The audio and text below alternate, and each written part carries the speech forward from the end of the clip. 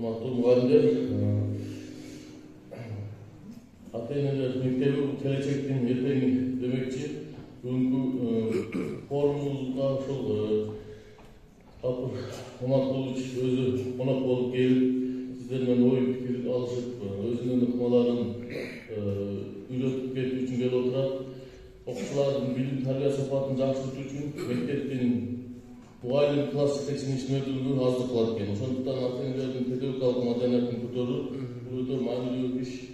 Бүгүн Жумгал районунда дагы ушул мааниде форум өтүп жатат. Бул форумдун жыйынтыгы менен биз көптөгөн ийгиликтерге жетебиз деген ойдобуз.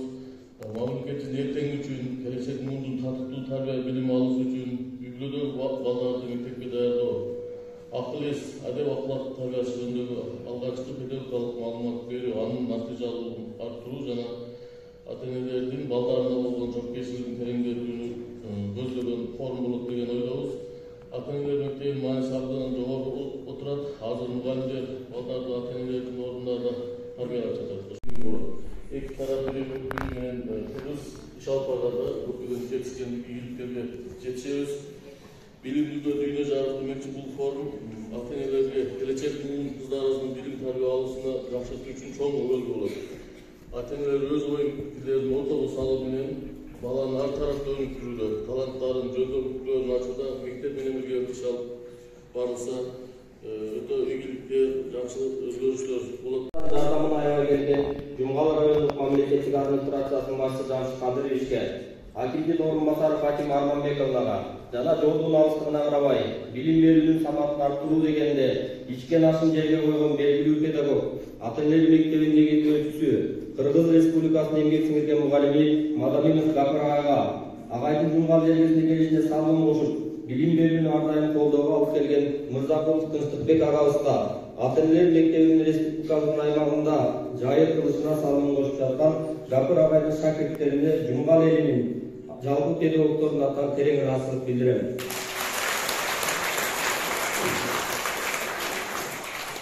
Келип берин дегенден улам бир маселе, улам бир башка бир жактагы жыйындар болуп кел албай жүрдүм эле. Быйыл жылдын акыры болду, жылдыралы десем, жок агай биз күтүп атабыз дегенден мына окуу жылынын акыры болсо дагы Эйлектен Ошко чейин өзү дагы бир 1 километрге жакын да чек арадан. Ошко келип, анан Оштон учуп самолет менен анан сиздерге келип бер жагы барып, бизди ошол жактан коштоп келди. Şu эжеге дагы бир коштоп рахмат айтып,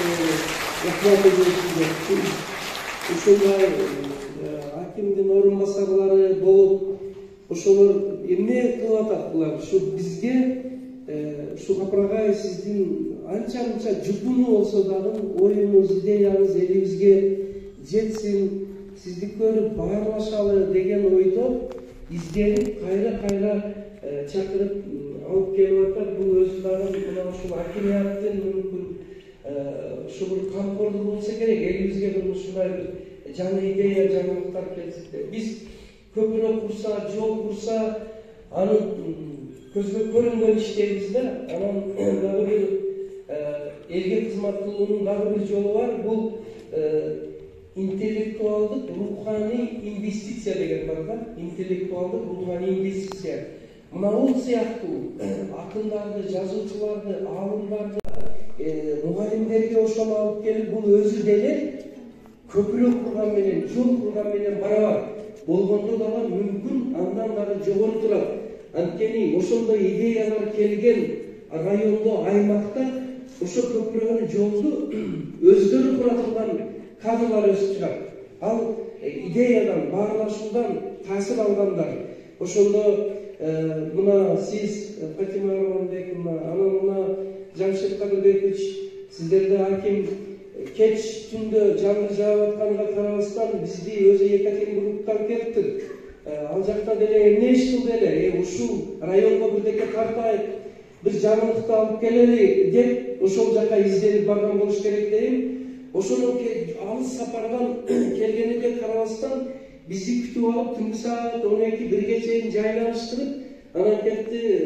Мына Жамшык Кадырбеков сизге дагы анан бул 1 саат самолетто учуу, анан дагы сутка ашып, тоо ашып, ол келген адам сиздер олуттуу серьезный карап турсаңыздар өзүңүз жоготуп коет экенмин.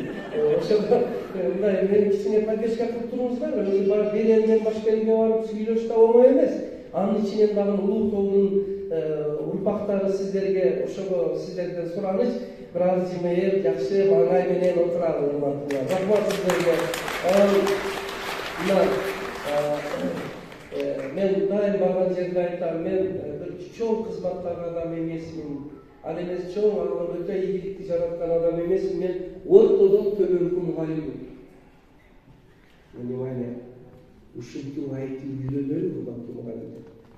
Bir olimpiada çıkarıp koyuyoruz, mıhtı muhallim olup koyuyoruz, jönünü alıp, akıllıktır üstüne çıkıp alıp, biyikten karap koyuyordan Kuday saklasın. Жалпак тил менен сүйлөп, айтканда кооз сүйлөбөй, мен Гапыр агайды, менен бүгүн Гапыр агай биздин жумгага келип аткан бул өзүнчө деле ырыс сынакыт деп эсептейм. Анткени Гапыр агайды угуш мен 5 жылдан бери өзүм эңсеп келгем.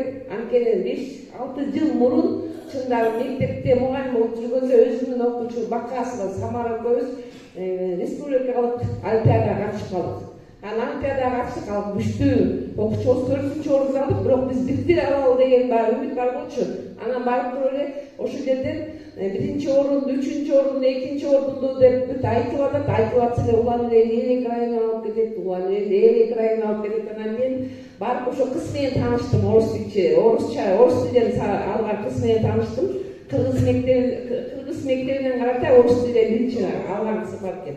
Таанышып, анан ошол жерден бабарлашып кетип сүйлөшсөм, сиздин атыңызды айтты, ушундай бизде энелер мектеби бар, энелер дагы бизге аябай даярдайт деп, мен аябай суктандым. Анткени ошол жерде Оштон тиги алыстан келгенде жеке эле окуучулар келбей, ошо атасы, апасы, мугалимдер да кошо жүрүп ошол жерде сынакка келипти да, а биз барганда экөөбүз эле бардык. Мен класс жетекчи, мугалим катары Самара экөөбүз бардык.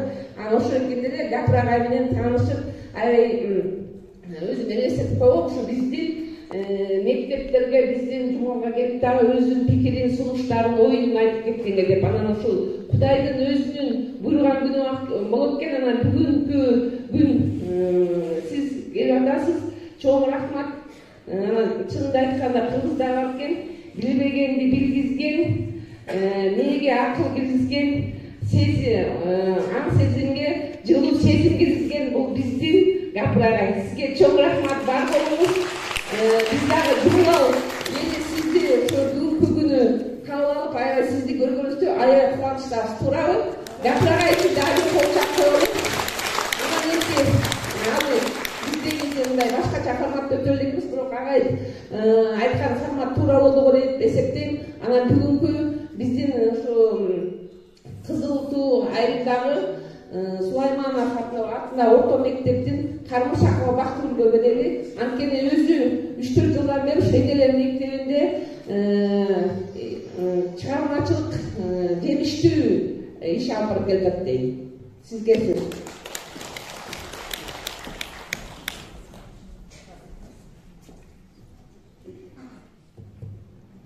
Саламатсыздарбы, бүгүнкү форумдун катышуучулары жана коноктору. Саламатсызбы, Гапыр Маматович. Касиеттүү жумгал жерине кош келдиңиз.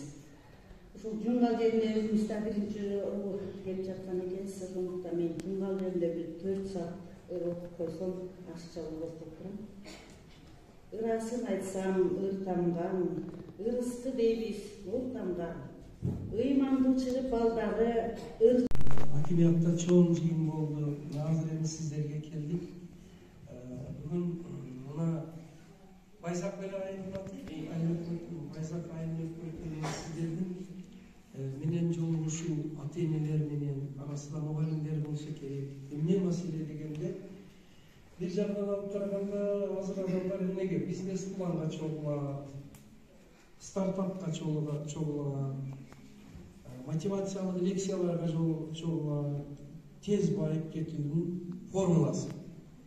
Анан ийгиликтин формуласы деген темалар азыр мындай трендовый темалар да. Ал эми биз кандайдыр бир бала тарбиясы жөнүндө анчалык деле кызыкчылыгы барбы жокпу дегендей болушу мүмкүн. Ошол бизнес, ушул тиричиликтин баардыгы ким үчүн арналат? Балдар үчүн. Туурабы? Ичине туура деп үн чыгарсаңар, же статьялар турабы? Туура деп мындай. Ошондой. Ошо баардыгы балдарыбыз үчүн, балдарыбыз эсен болсун, тынчтык болсун, энелерибиз оорубасын, балдардын бактына жакшылык күндөрүнү көргүлө. Эми ошол үчүн эмне кылыш керек дегенде, мына мектебиңердин атын атап келип атат, кандай белгилүү чоң мектеп деп. Ушул мектептин мындан да жакшы болуп балдар мыкты билим алышы үчүн эмне керек дегенде, мектепке поддержка керек. Көрсөтөсүңөр да, өзүңөрдүн ар биринин 9 группаңдар. Туурабы? Курсташың, таанышың, комушуңуздар жана башка. Ошентип телефон азыр кыргыздын башына айланып турган учуру. Телефонду ойлоп тапкан өздөрү 1 суткасына 1 саат балдарга берет экен. Ашыкча бир да мына биз көрүп жаткандарды көрбөйт экен. Эмне үчүн десем мынтип жооп берет экен. Зачем мне зря время терять? О силер мен биз көрүп аткан вообще анын кереги жок. Анда эмнеге мынчалык берет дегенде, внимание. Ал акча экен. Ал акча кайсы бир компанияларга. Ошол телефонду биз канча көп көрсөк, ошончо единица салабыз. Ошончо энергия кетет.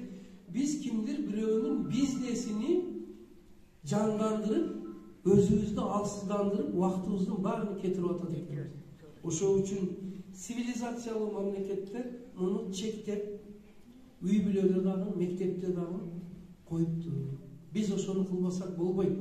Кыргыз жаңы демократия көргөн киргенде 2-3 президентин кууп жүгөрүп, митингге өтүп кетти. Эми жаңы телефон киргенде баардыгы телефондун ичиге кирип алды.